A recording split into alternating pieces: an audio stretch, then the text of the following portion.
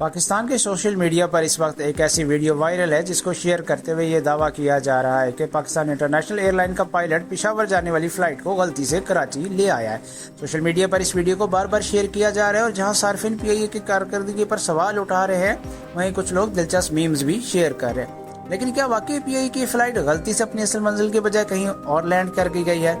Pakistan international airline से रब्ता किया तो बताया गया कि ऐसी किसी गलती की वजह से नहीं बल्कि तकनीकी नुक्स की वजह से हुआ है।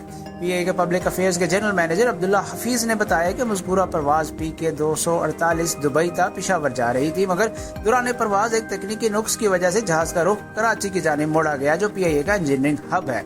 मजीद उन्होंने बताया कि जहाज को तब्दील कर दिया गया और 3 घंटे के अंदर अंदर तमाम मुसाफिर कराची से पेशावर रवाना हो गए। अपने तहरीरी बयान में पीआईए के तर्जमान अब्दुल्ला हफीज ने यह भी कहा है कि जदीद एविएशन के जमाने में गलती से कहीं लैंड करने की कोई गुंजाइश ही नहीं है।